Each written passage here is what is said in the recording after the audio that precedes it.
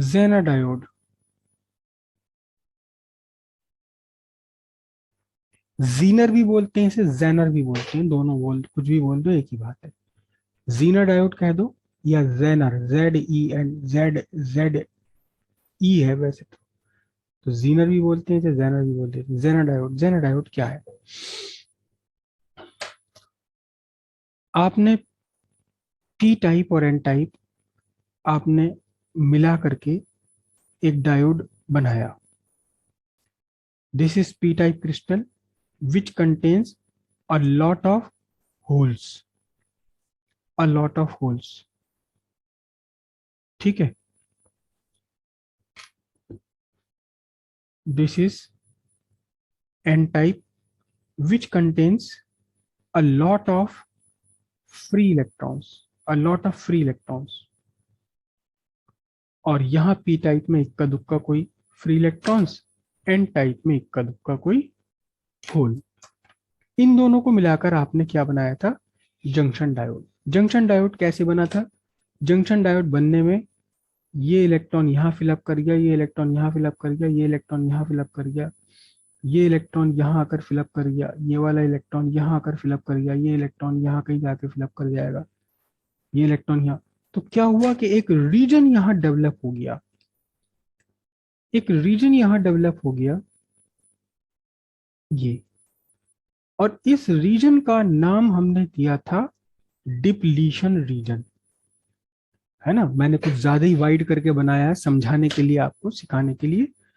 अब इस depletion region को अगर हम बनाएं, इस डिप्लीशन रीजन को हम बनाएं, सिर्फ ये डिप्लीशन रीजन हम ड्रॉ करें,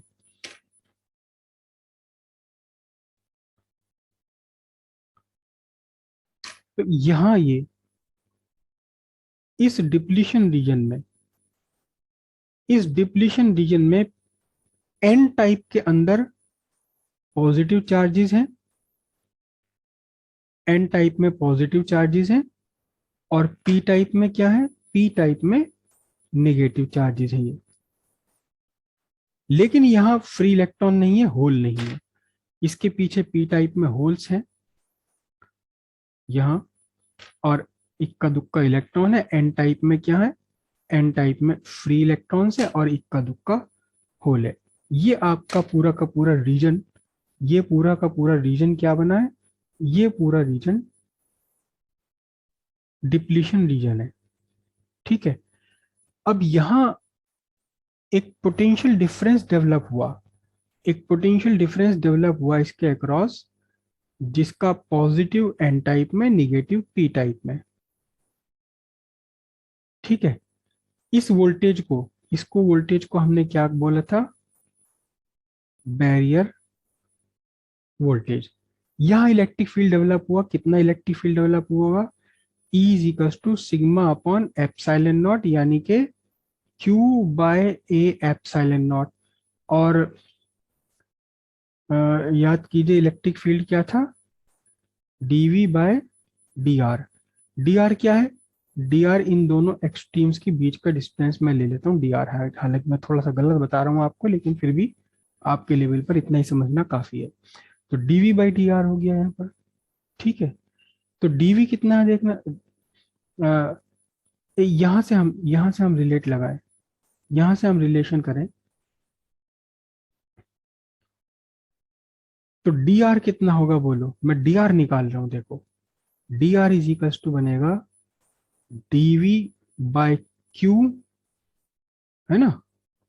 dr मैंने ये लिया ए एप्सिलॉन नॉट, करेक्ट। इस ए का एप्सिलॉन नॉट का तो यहाँ कोई वैल्यू है नहीं। अब जितना ज्यादा चार्ज कलेक्ट हो जाएगा, dr की वैल्यू उतनी ही कम होगी।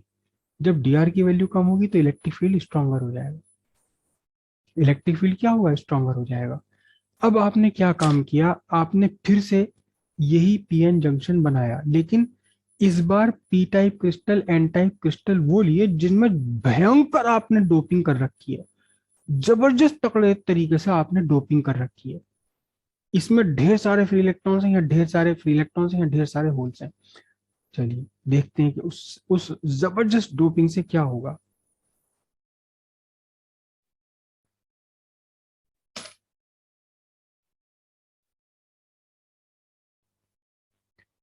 यहाँ आपके बहुत सारे फ्री इलेक्ट्रॉन्स, क्योंकि आपने डोपिंग हैवी कर दी, बाहर से जो पेंटावेलेंट मिलाया था, वो पेंटावेलेंट आपने काफी सारा पेंटावेलेंट मिला रखा है। जबरदस्त तरीके से ये आपने क्या कर दिया, डोपिंग कर दी भयंकर वाली। बहुत सारे फ्री इलेक्ट्रॉन्स यहाँ ला करके अवेलेबल करा दिया आपने बाहर से किसी डोपेंट से। ठीक है, ये तकड़ी हैवी हैवी डोपिंग कर दी। इक्का दुक्का यहाँ कोई होल वोल भी होगा जरूर।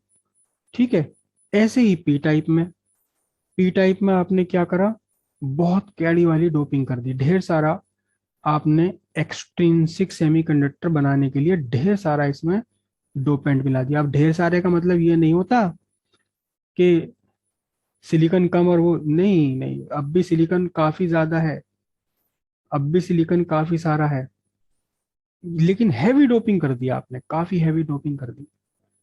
ठीक है, अब देखना जरा इससे क्या डिफरेंस पड़ेगा। यहाँ आपकी डोपिंग लाइट थी तो इस इलेक्ट्रॉन को यहाँ पहुंचा, ये वाला इलेक्ट्रॉन यहाँ जाकर, ये इलेक्ट्रॉन यहाँ जाकर, ये इलेक्ट्रॉन यहाँ जाकर के क्या हुआ, डिप्लीशन रीजन बनाई इन्होंने। डिप्लीशन रीजन काफी वाइड बनी। लेकिन जब यहाँ हैवीली डोपिंग कर दिया आपने तो क्या होगा, तो क्या होगा फिर, तो बहुत सारे फ्री इलेक्ट्रॉन्स और बहुत सारे होल जंक्शन के पास ही अवेलेबल है, जंक्शन के पास ही अवेलेबल है। ये इलेक्ट्रॉन यहाँ गया, ये इलेक्ट्रॉन यहाँ गया, ये इलेक्ट्रॉन यहाँ गया, ये इलेक्ट्रॉन यहाँ गया, ये इलेक्ट्रॉन यहाँ गया, ये इलेक्ट्रॉन यहाँ गया, इधर गया, इधर गया, इधर गया। तो क्या हुआ, बहुत सारे इलेक्ट्रॉन्स जंक्शन के आसपास ही होल को फिलअप कर देंगे। तो उससे क्या होगा, चार्ज चार्ज तो यहाँ ढेर सारा आ ही गया, चार्ज ढेर सारा आते ही क्या होगा, डीआर की वैल्यू कम हो जाएगी। अब क्या हुआ कि इन सारे जो चार्ज यहाँ डेवलप होने के लिए बहुत सारे दूर दूर तक के फ्री इलेक्ट्रॉन्स को दूर दूर तक के होल्स जाकर फिलअप करने पड़ रहे थे, उतना ही चार्ज यहाँ डेवलप होने के लिए, उतना ही चार्ज डेवलप होने के लिए बहुत छोटे से रीजन के फ्री इलेक्ट्रॉन्स और बहुत छोटे से रीजन के होल्स ने पार्टिसिपेट करा। तो अब क्या कंडीशन बनी, अब कंडीशन ये बनी कि यहाँ जो डिप्लीशन रीजन है, यहाँ जो डिप्लीशन रीजन बन रहा है,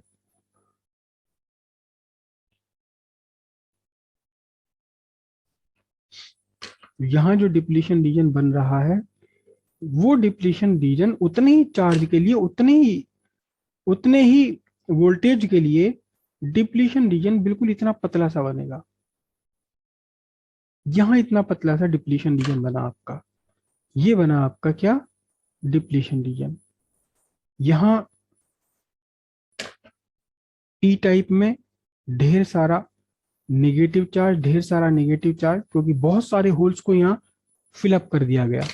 और एन टाइप में ढेर सारा पॉजिटिव चार्ज, क्योंकि यहाँ से बहुत सारे इलेक्ट्रॉन, छोटी सी जगह में से बहुत सारे इलेक्ट्रॉन्स निकल करके चले गए। और फिर बाकी पीछे बहुत सारे इलेक्ट्रॉन्स अभी भी बाकी हैं। ये क्यों नहीं जा पा रहे उधर, ये इसलिए नहीं जा पा रहे क्योंकि इलेक्ट्रिक फील्ड इतना स्ट्रांग हो गया डिप्लीशन रीजन का कि अभी जाने की इजाजत है ही नहीं वहां। लेकिन है तो ढेर सारे अभी भी है, ये सारे के सारे हो गए।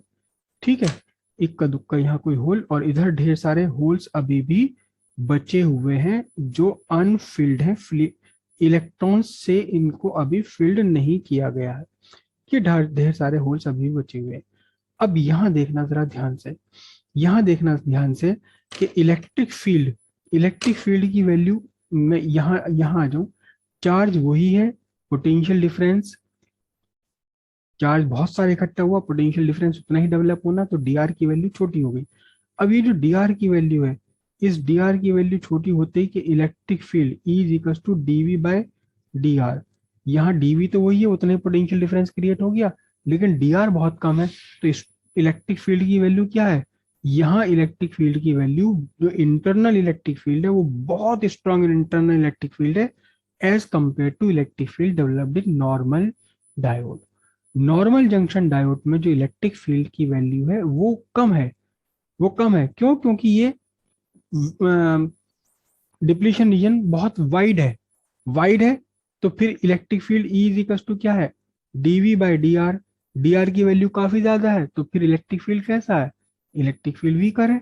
लेकिन यहाँ इस केस में क्या हुआ, जब आपने हैवी डोपिंग करा है तो फिर डीआर की वैल्यू बहुत छोटी हो गई, डीआर की वैल्यू बहुत छोटी हो गई, उतना ही पोटेंशियल डिफरेंस यहाँ क्रिएट हुआ, तो स्ट्रॉन्ग इलेक्ट्रिक फील्ड क्रिएट हो गया।